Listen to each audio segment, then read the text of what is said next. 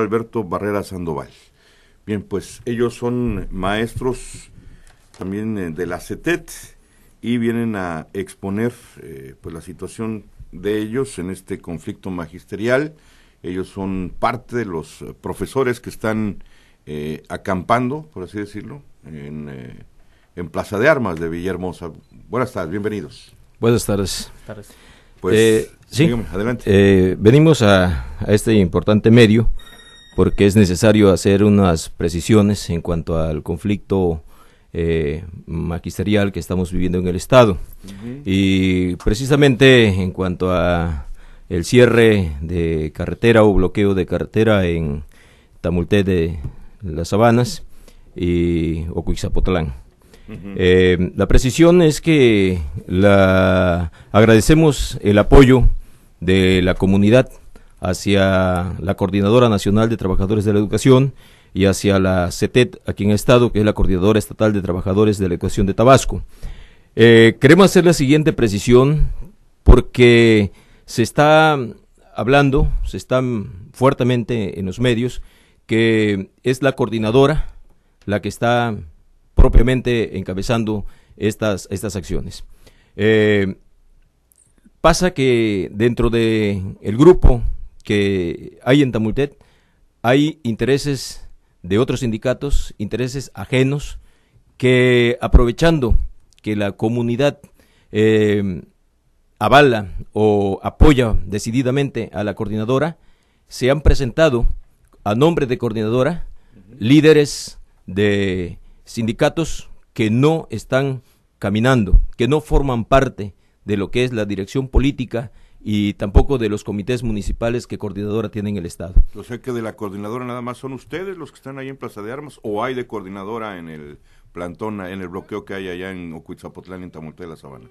Hay compañeros que están haciendo la labor de que los padres lleguen a un entendimiento, a una comprensión de que coordinadora tiene acciones que son coordinadas, acciones que a nivel nacional nosotros en este proceso realizamos no aisladas, sino de manera coordinada, ¿sí? Entonces, se ha llevado a la comunidad, lamentamos mucho que líderes o pseudo líderes que se aprovechan de que conocen algunas acciones de coordinadora, algunas movilizaciones de coordinadora, y entonces mueven al pueblo sin la responsabilidad, pero sí creando o sí llevando a la coordinadora en una situación de que parezca la responsable de lo que hoy está pasando.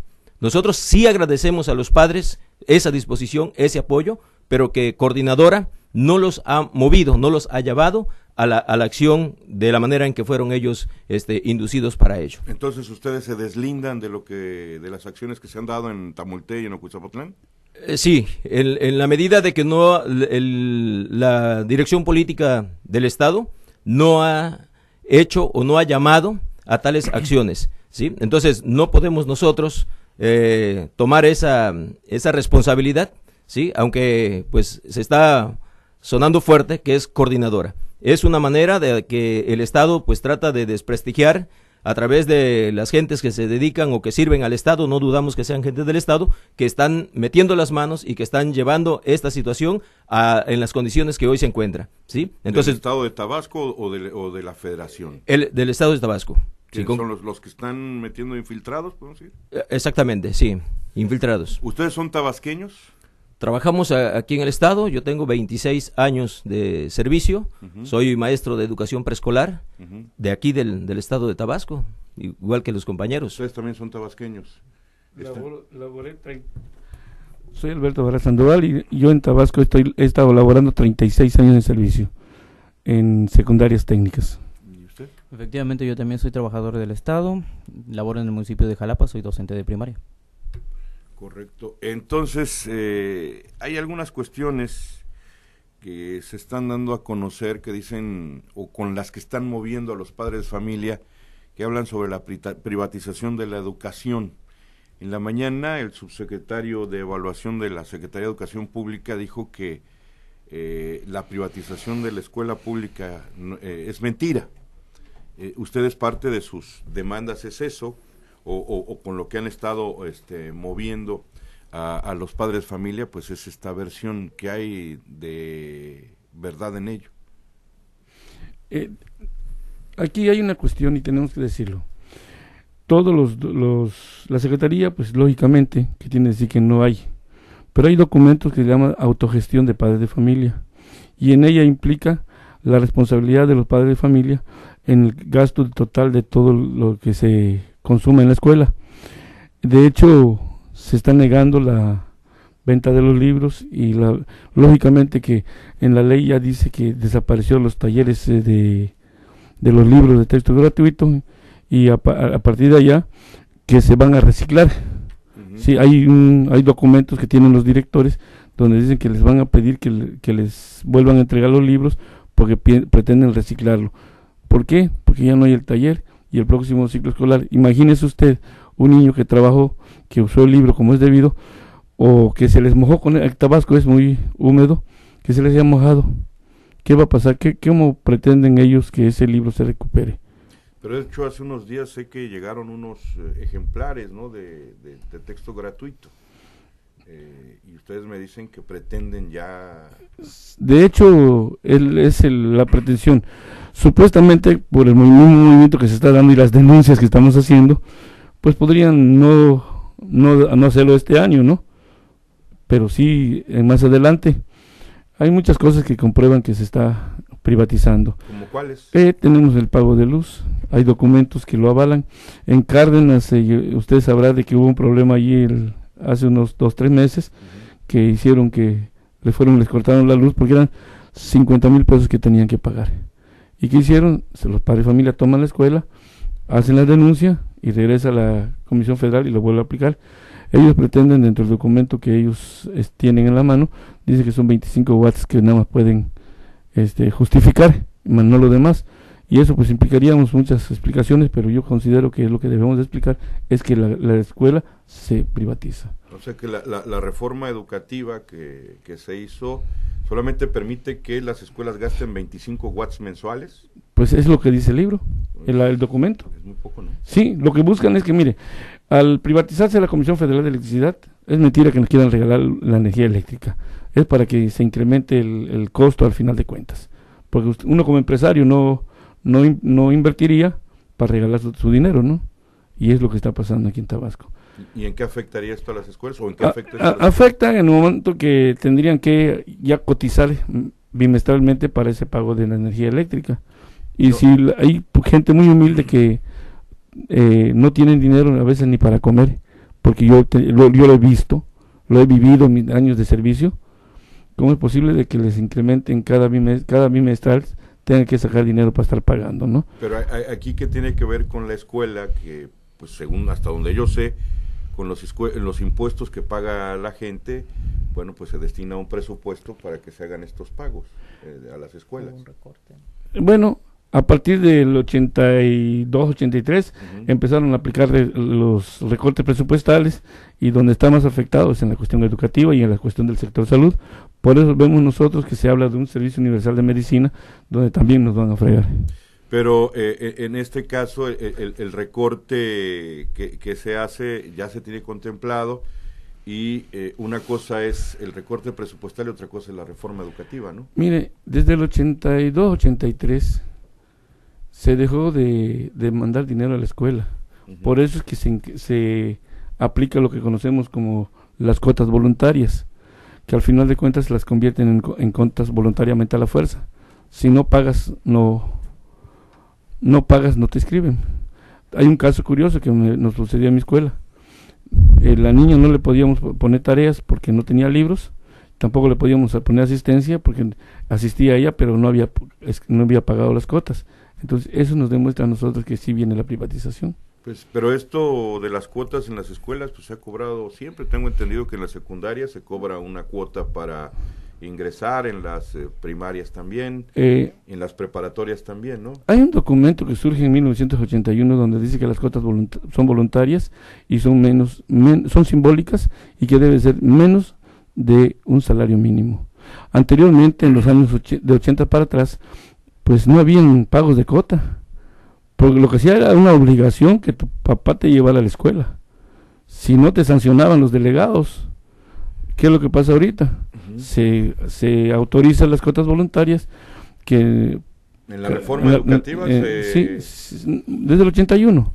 Pero en esta nueva no hay... Entonces, en esta nueva no hay, solamente hay las cuestiones de que se van a cotizar en base a la autogestión de los padres de familia. Las necesidades de la escuela se la aplican a los padres. Pero no se ha trabajado así con los comités de padres de familia de las escuelas que gestionan recursos para que pues la escuela funcione mejor. Si analizamos qué quiere decir la palabra autogestión, no es ir a gestionar, sino autogestionar, es decir, nosotros mismos vamos a gestionarnos.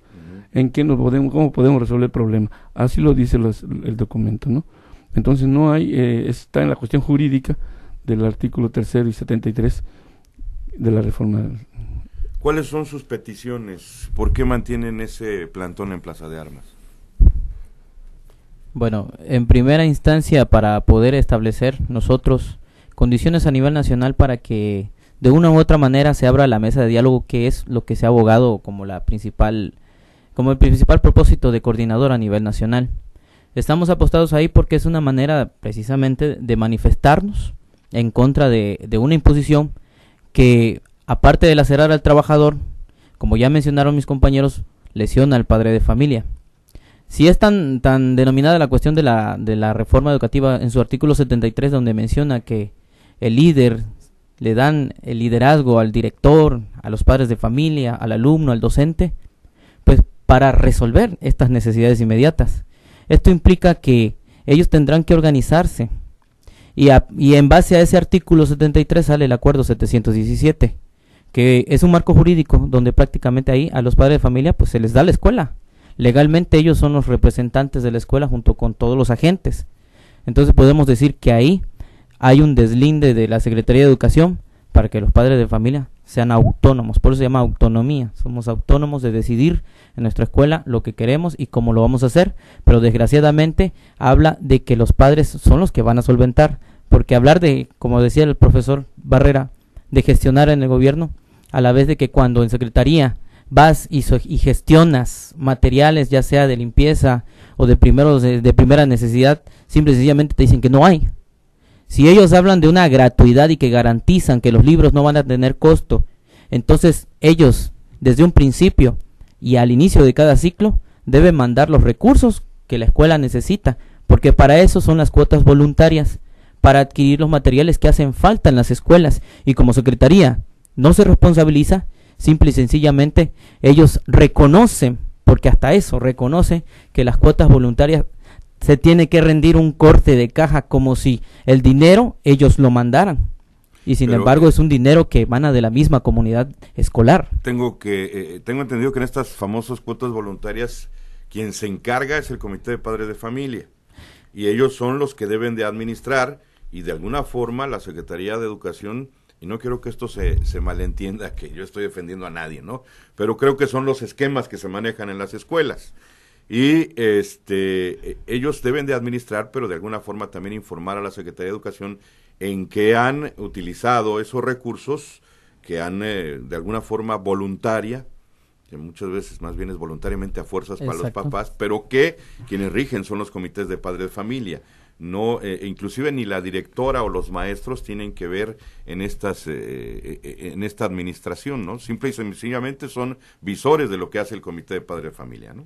Claro que sí, pero hay una contrariedad. Bueno, si en ese informe del corte de caja o de rendición de cuentas, como se maneja en las escuelas, hay un excedente, o mejor dicho, no se puede justificar, o hay algo que no coincide, una cuenta que no coincide, hay problemas. Entonces, ¿cómo va a tener problemas un comité de padres de familia cuando ellos en sí, en primera instancia, no están facultados como para ser contadores y llevar una administración rigurosa de los recursos que ellos gastan? Porque en las escuelas las necesidades son muchas. ¿Y como cuánto maneja un comité de padres de familia? Dependiendo del tamaño de una escuela. Podemos saber que en las comunidades rurales donde el grado de marginación económica pues es muy bajo, es muy alto, los padres de familia cuando mucho aportan hasta 100 pesos por padre de familia, entendido así, y cuando mucho una escuela pequeña puede reunir hasta 1,000 pesos mensual. en el ciclo escolar, de un solo pago digamos, de aportación voluntaria. Entonces, ahí podemos ver que si Secretaría menciona que no es obligatorio pagar esas cuotas, pues que se hagan responsables de enviar todo lo necesario y lo que requieran, no una, todas las escuelas del Estado. Y que si realmente ellos quieren garantizar esa gratuidad, que lo hagan de manera, en el marco legal, notarialmente, en todas las escuelas. Que se comprometan realmente que así va a suceder, pues. ¿Es parte de su pliego petitorio de ustedes? Sí, abogamos por nuestros padres de familia, porque realmente queremos que la educación siga siendo pública y gratuita y que todos los niños, a ninguno se les restrinja el acceso a recibir la educación. Regresando a los plantones, entonces, ¿ustedes no son responsables de estos plantones?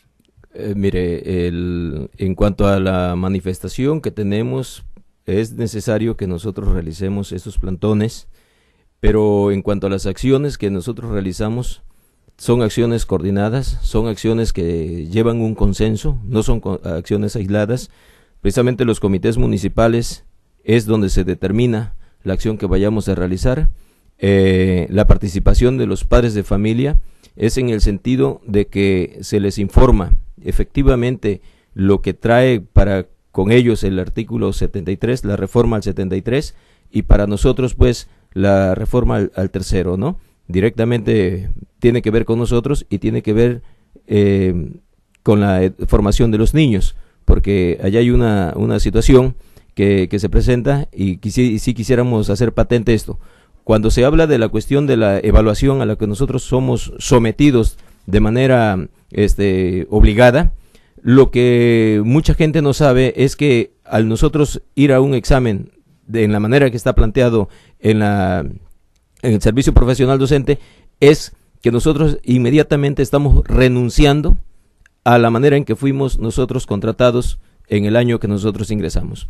Cuando nosotros vamos al examen, estamos dejando de lado todo eso, estamos tirando todo eso y nos estamos sujetando a los lineamientos de esta reforma. ¿Esto es, están perdiendo antigüedad? Así es, antigüedad y todos nuestros derechos los tiran a la basura, porque entonces tenemos que iniciar, es un inicio con aceptando la evaluación. Entonces, partiendo de allá, pues ningún trabajador, y reconociendo pues nuestra Constitución en su artículo 14, ninguna ley puede ser retroactiva, y aquí se violenta totalmente eso, ¿no? Entonces, hay una gran contradicción.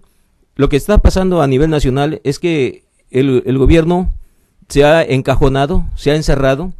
Hoy el secretario de Educación a nivel nacional, pues, está dando las patadas de ahogados, está buscando a ver a quién se lleva entre las patas, en la desesperación que estamos viendo con las acciones que cometieron en contra de los compañeros de la sección 22. Entonces, eso no nos habla más de la incapacidad del gobierno, de que creó una ley que ni él mismo sabe cómo salir hoy del problema. Tanto es así que el próximo mes, los compañeros que apenas tienen 2 años de servicio, maestras que salieron de la normal y apenas van a cumplir sus 2 años de servicio, están recibiendo supuestamente la tutoría y entonces les van a aplicar examen para la permanencia y ya les advirtieron, es la última oportunidad que tienen. Presentan y si no sales idóneo, pues se acabó la carrera. Se murió allí el maestro. ¿Para qué le sirve la carrera ya? Porque no va a tener opción en ningún estado del país a poder ejercer la docencia. Pero en la mañana dijo Otto Granados que sí, que al año podrían volver a presentar su examen. No, es totalmente falso, y si hay un documento donde lo muestre, porque nosotros precisamente basados en el artículo 52 y en el 9º transitorio, pues allá se dice, en el 9º transitorio, en el 52 nos dice que definitivamente pues el maestro tiene las supuestas 3 opciones, ¿no? Pero nosotros decimos, si Secretaría a mí me pone un tutor, que ahorita estamos viendo que el tutor puede ser cualquier compañero, ¿sí? Que nos conocemos, que tenemos la misma capacidad, que hemos salido de las mismas normales, que no tienen un nivel más alto que nosotros, a cualquiera que se preste, ¿sí? Para ser un tutor, te va a llevar la tutoría, que no enseña nada, pues lo único que necesitan es tenerte allá, ¿no? Entonces, ese tutor, nosotros decimos, si a mí me estás tutorando para que yo pase el examen en la primera oportunidad, bueno, y si yo no lo paso, bueno, entonces evalúame primero al que me está tutoreando, ¿no? para ver qué es lo que está rindiendo. Porque si a lo mejor puede ser que hasta yo mismo sepa más que el que me está tutoreando, entonces caemos en una contradicción. Entonces, no puede ser así. Entonces, la evaluación, realmente lo que pretende la reforma educativa es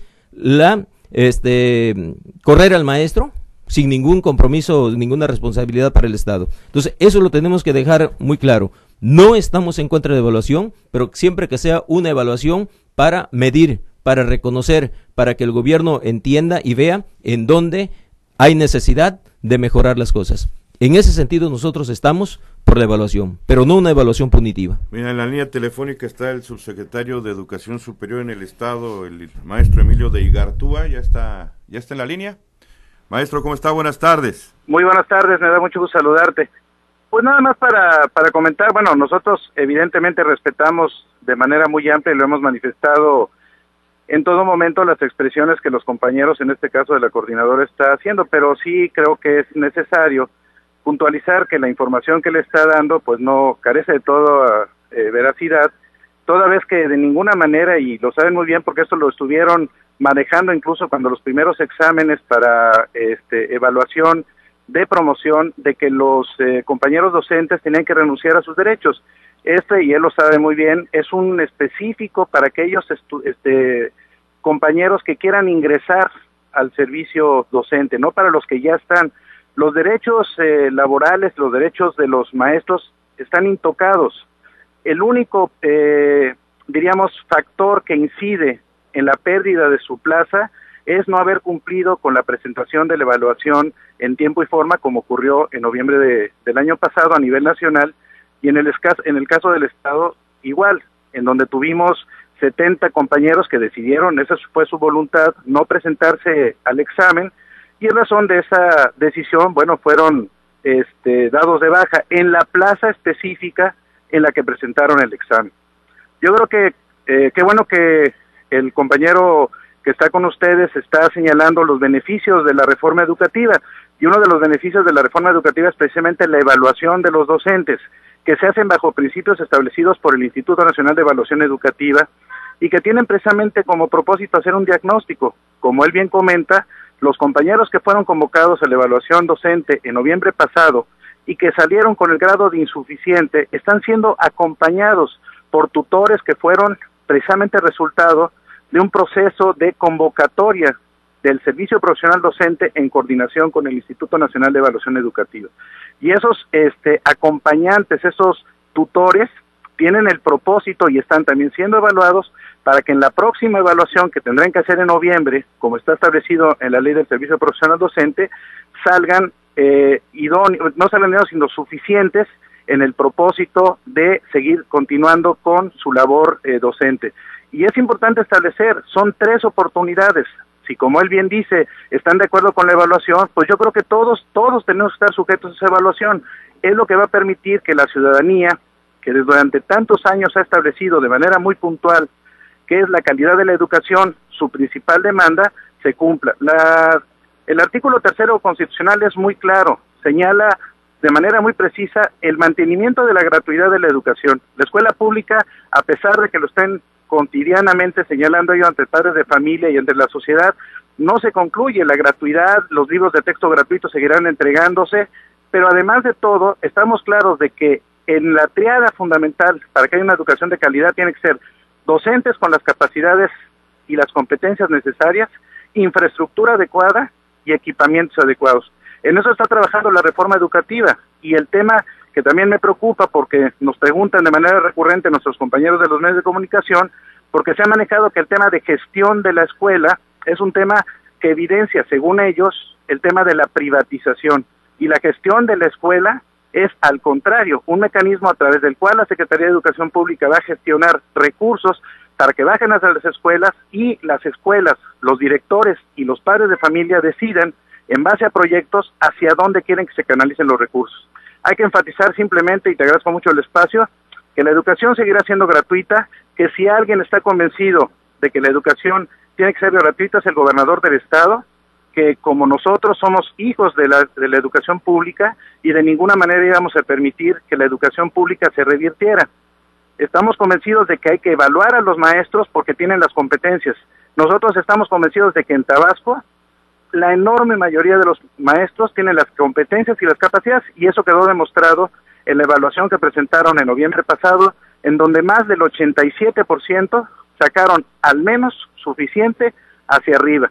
Y el número de insuficientes es un número muy reducido que estamos acompañando y que seguramente en noviembre presentarán el examen y alcanzarán al menos el grado de suficiente que les dará 4 años para la permanencia. Es una falsedad decir que el maestro cuando entra al proceso de evaluación automáticamente renuncia a su plaza. Eso no es verdad, como tampoco es verdad que sus derechos adquiridos sean tocados. Eso está vigente y no hay ninguna retroactividad, como él establece en la Constitución muy claramente, no hay retroactividad. Es un proceso de carácter administrativo en el cual, en razón de la decisión por voluntad propia de los maestros de no presentarse a la evaluación, la Ley Federal del Servicio Profesional Docente establece muy claramente la baja definitiva. Correcto, maestro, pues ya pasó su intervención. Gracias, te agradezco mucho, un abrazo. Igualmente, el maestro Emilio de Igartua, subsecretario de Educación Superior en el Estado. ¿Qué dices al respecto, Jesús? Sí, solamente que le faltó puntualizar allá al secretario de Educación, subsecretario de Educación, que en la ley de profesionalización docente, en ningún momento se menciona que los maestros que tengamos años de servicio no nos va a afectar. O sea, cuando él dice que es mentira, que no vamos a perder lo que ya tenemos de antigüedad y de derechos, pues simple y sencillamente en la ley de profesionalización docente, en su artículo 52, no lo menciona, ¿sí? Entonces, y compañeros que han ido al examen, pues no dicen lo que él dice, ¿sí? Dice lo que nosotros hemos venido manteniendo y por eso lo venimos a decir. Ahora, con respecto a los tutores, los tutores simplemente se lanzó una convocatoria que quien quisiera ofrecerse para hacerlo, ¿sí? No hubo ninguna evaluación, no hubo ningún trabajo que ellos hicieran para que resultara idóneo o resultara una persona, un maestro capaz. No lo hicieron. Llegaron allí a ver quién quería hacer, incluso en las escuelas, muchas escuelas, muchos compañeros en la escuela se negaron a hacerlo, porque decían, no vamos a ser nosotros los que estemos evaluando a nuestros compañeros, ¿no? Entonces, el señor miente. La gratuidad de la educación, si nosotros analizamos detenidamente y desciframos los términos técnicos cuando se habla de la autogestión escolar, pues no nos está dejando margen para pensar otra cosa, y en los hechos está ocurriendo exactamente lo contrario que el señor acaba de decir. Nosotros se la ponemos así de sencilla. Si en realidad no va a acontecer esto, pues como secretaría, ¿no?, que elaboren un documento que envíen a las escuelas donde garanticen que en ninguna escuela se va a pagar todo lo que contiene lo que es autogestión escolar. Si están muy ciertos que esto no va a avanzar, que esto no es así, pues entonces que envíen un documento, ¿sí?, a todas las escuelas y donde también al maestro que vaya al examen, porque le falta decir que es un examen estandarizado, que no toma en cuenta las condiciones en las que nosotros estamos realmente trabajando. No toma en cuenta la situación de los niños, las condiciones sociales en que estamos. Todo eso pasa por alto la reforma. La reforma parte de que nosotros estamos, como dice el programa que ellos tienen por ahí, al 100. Que no está pasando nada, que no hace falta nada, cuando nosotros vemos, como decía el compañero, que las mamás dejan de ponerse la chancla, dejan de comprarse la falda, dejan de comerse un gustito por allá, por cumplir en la escuela con lo que está exigiendo. Entonces, el señor no está fundamentando en ningún documento. Nosotros le vamos a hacer entrega aquí de la ley de austeridad también, para que pues tengan toda la herramienta, ¿no?, para fundamentar todo eso. Aquí el maestro trae precisamente la ley y nos gustaría, si es así, ¿por qué se niega el gobierno del estado a abrir la mesa de diálogo con coordinadora? ¿Y por qué a nivel federal, pues tampoco el gobierno pone como principio, pone como traba, que para que pueda dialogar, para que pueda abrirse la mesa de diálogo, tenemos que aceptar la reforma? Y eso es una imposición. Jamás la reforma fue consultada por precisamente los maestros para que nosotros opináramos, para que nosotros decidiéramos. Es automáticamente una imposición esto. ¿Esto no lo tiene que decidir la autoridad federal? Sí. Necesitamos nosotros desde acá expresarnos para decir, el gobierno del estado, pues que hable, ¿no?, que se comunique como gobernadores al nivel federal, decir, bueno, ya es tiempo, ¿no? Entonces necesitamos nosotros esa intervención, y no va a ser posible, no va a ser una bondad del gobierno que de manera pues voluntaria, él lo haga. Necesitamos nosotros, nos obligan, decíamos, a tomar estas acciones, porque si el gobierno ya hubiese abierto la mesa aquí, pues ya hubiésemos dialogado, ya tuviéramos un acuerdo. Sin embargo, tampoco aquí en el nivel local se da. Entonces, ¿no se han acercado con ustedes? No se han acercado. A pesar de que están a pesar de esto, el señor subsecretario lo que dijo es que va a hablar nada más con los líderes sindicales. ¿Por qué con los líderes sindicales? Porque simple y sencillamente son parte de lo mismo. Los líderes sindicales los tienen amarraditos de manos. ¿Por qué? Porque desde que empezó la lucha en defensa de la educación y en defensa del trabajo, los señores simplemente se han hecho a un lado. Ha aparecido en los medios escritos que ellos no avalan ni van a responder por los compañeros que se encuentran defendiendo sus derechos. Es decir, más claro el mensaje no puede ser. Es gente que está al servicio y sujeta, sumisa, entregada al gobierno. Entonces, está circulando la versión de que van a cerrar los accesos de Villahermosa, que hay de cierto. Son acciones que los comités, o sea, nosotros ahorita mismo nosotros como dirección política no tenemos una precisión de eso. En los comités municipales se deciden las acciones que se van a realizar. Aquí nadie puede decidir o tomarse esa atribución de manera directa. ¿No me decían hace un rato que eran acciones coordinadas? Sí, precisamente por la coordinación, porque nosotros no podemos ahorita decir, si está sonando eso, bueno, por allí alguien está, pero nosotros necesitamos las asambleas para poder determinar lo que vamos a hacer. ¿Qué quería decir, maestro? Yo creo que esto es la situación, ¿no? Lo que está presentándose, ¿no? La mano del Estado manejando en las reuniones de padre de familia, las tomas sí, pero no. Nosotros como maestros disidentes hemos dicho siempre que utilizaremos todas las cuestiones que sean por la vía pacífica, porque no tiene caso que nosotros como maestros interrumpamos unas cuestiones que afectan a la sociedad. Sí, cierto, a veces lo tenemos que hacer porque pues no se nos abre el diálogo, pero habrán sabido ustedes que nuestra posición es intermitente. ¿Sí? ¿Por qué? Porque tenemos que dejar pasar, nunca estaríamos cerrando completamente ningún medio de comunicación. Y pues esto también trae a relucir, ¿no?, que desconoce, o si lo conoce posiblemente lo conozca, ¿no? Tenemos ahí el problema de los acuerdos, el acuerdo que saca la Hacienda, ¿no? Donde dice que van a desaparecer también los mandos medios y superiores, ¿no? De la Secretaría de Educación. Tampoco quieren decir eso. Ahora, con el examen ¿por qué le decimos punitivo? Porque el resultado del examen ejerce una presión para que me corran sin ningún derecho, sin poder decirle a la Secretaría eres tú, ¿no? ¿Por qué? Porque la ley dice que no, lo que te diga el Instituto Nacional de Evaluación Educativa es ley, y ya no tienes derecho a réplica, ¿no? Ni a investigar ni nada. Te dicen a ti que con los 3 exámenes te vas. Pero los exámenes son estandarizados, 1, 2, de diferentes niveles de graduación de dificultades. Entonces, si fuera así, que es para que te midan tu capacidad y te den, entonces no diría que al término de los 3 exámenes te corren. ¿Por qué? Porque en un momento dado dirían, tienes problemas de capacidades de algún tema, te proponemos un taller, te los damos, y lo que hacen ellos es mandarnos a tomar talleres que tenemos que pagar nosotros. Y si nuestro salario es un salario mínimo, desde 1992 para acá, nuestro incremento salarial se vinieron muy por debajo, entonces no podríamos decir, oye, voy a pagar una maestría, un doctorado, ¿no? ¿Con qué dinero? ¿Sí? Entonces, eso es lo que también tenemos que ver. ¿Qué necesitan para levantar los plantones?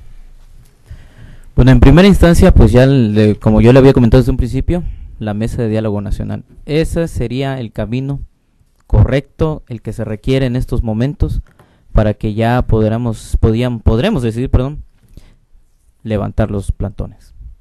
¿Ese es el único requisito?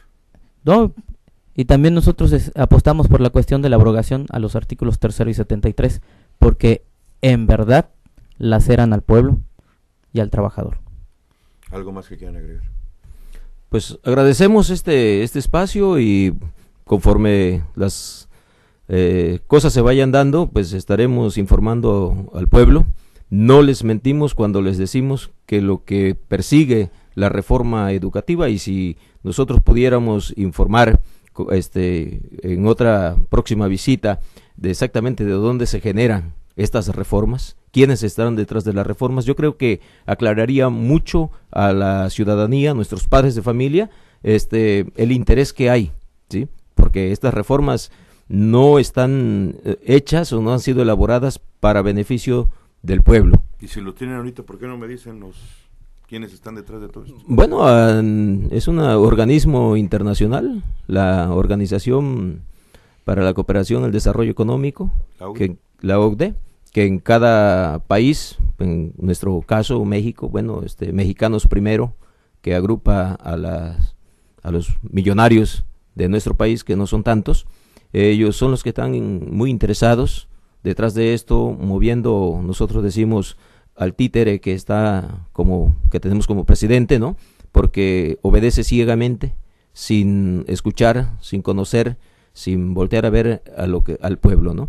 Entonces, desde allá vemos que se centran a obedecer las recomendaciones, que en este caso en materia educativa son 15 las que emitieron, y entonces no vemos más, conociendo las recomendaciones, no vemos más que el sometimiento a las mismas. Entonces, y en toda la cuestión de las reformas estructurales, de igual forma, vemos de qué manera hoy, pues nuestra Constitución, pues ha sido violentada, prácticamente se ha hecho otra Constitución. Nosotros sabemos que para que esto ocurra, pues tiene que haber un consenso de las fuerzas, de los poderes reales, ¿no? Sin embargo, pues solamente la clase política es la que ha determinado esto. Entonces, ¿y el pueblo? Entonces, nosotros tenemos como maestros, pues, comentábamos con unos padres, lamentablemente el Estado mexicano, a través de la educación, el gobierno muy inteligentemente en este caso, ha ido cerrando las escuelas normales para poder dejar al pueblo sin la información que requiere. Los maestros rurales de las escuelas rurales eran precisamente que cuando llegaban a las comunidades informaban a los padres, tenían esa misión de dar clases a los niños, pero también de informar a los padres la situación del país, ¿no? Desgraciadamente el gobierno y la sociedad pues no percibía esto, no se daba cuenta de esto, mandan a los maestros ya con títulos universitarios, ¿no? Y entonces el universitario por lo general se aísla del pueblo. El maestro rural vive con el pueblo, conoce al pueblo, siente las necesidades, y entonces todo es un proceso que a través de los años el gobierno astutamente ha ido llevando a cabo, ¿no? Entonces, hoy yo creo que los maestros, si somos un peligro para el sistema de gobierno, es porque los maestros de coordinadora, pues precisamente hacemos esa función, llevamos esa responsabilidad, no podemos callar, no podemos dejar de anunciar a la comunidad lo que está sucediendo, ¿no? Entonces, creo que por allí hay algo que comentar también, ¿no? Y alguna razón por la cual, pues ya va a cumplir 2 años la desaparición de nuestros compañeros de los 43 normalistas de Ayotzinapa. Entonces, hay mucho que pudiéramos informar y por eso, en ese sentido, es que el gobierno, pues no quiere el magisterio. Pues yo le agradezco a Iván Can Uchín, a los profesores Jesús López Pablo y Alberto Barrera Sandoval, su visita aquí en Noticias en Flash, y vamos a estar muy pendientes de este conflicto. Muchas gracias. Muchas gracias. Vamos a la pausa, que ya son varias, y regresamos con más de Noticias en Flash.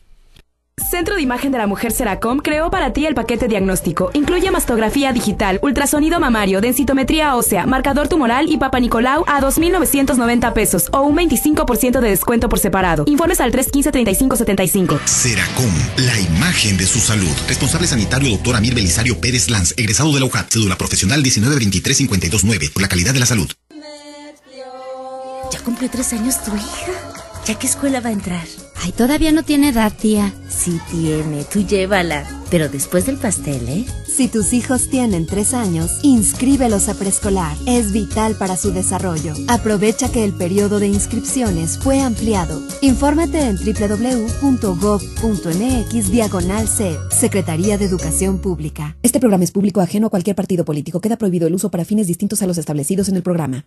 La Cámara de Diputados aprobó la reforma política que le da un nuevo nombre a la capital del país. Se llama ahora Ciudad de México. Las delegaciones pasarán a ser alcaldías y estarán integradas por concejales para tener gobiernos más representativos y democráticos. La Ciudad de México tendrá una constitución que le dará mayor autonomía, protegiendo los derechos de las y los ciudadanos con miras a un mejor futuro. Cámara de Diputadas y Diputados, 63ª legislatura. La Defensoría Electoral para Pueblos y Comunidades Indígenas del Tribunal Electoral del Poder Judicial de la Federación ofrece gratuitamente servicios de defensa y asesoría para garantizar tus derechos político-electorales, tutelando la participación de mujeres y hombres indígenas en condiciones de igualdad jurídica, para elegir órganos de autoridad, conforme a tus propios sistemas normativos internos. 20 años protegiendo tus derechos políticos. Mi nombre es Marisela Osorio. De mi hija fue un poquito más grave porque pensaron que podía ser cáncer. Una amiga me recomendó asistir al Seguro Popular. La operaron, los medicamentos y todo el Seguro Popular se lo ha dado. Afíliate o reafíliate. Si tienes dudas, llama sin costo al 01800-767-8527 o ingresa a www.gov.mx/salud. Seguro Popular, Secretaría de Salud, Gobierno de la República. Este programa es público ajeno a cualquier partido político. Queda prohibido el uso para fines distintos a los establecidos en el programa. El Tribunal Electoral de Tabasco tiene como finalidad primordial defender los derechos político-electorales de los ciudadanos. Es un órgano garante de la democracia y la transparencia, autónomo en sus decisiones. Un tribunal que ha sabido resolver las impugnaciones conforme a derecho. Tu decisión estará protegida por el Tribunal Electoral de Tabasco. Refrendamos nuestro compromiso de hacer cumplir los principios rectores de certeza, legalidad, máxima publicidad, objetividad y paridad de género, por una cultura democrática. Tribunal Electoral de Tabasco. XHVT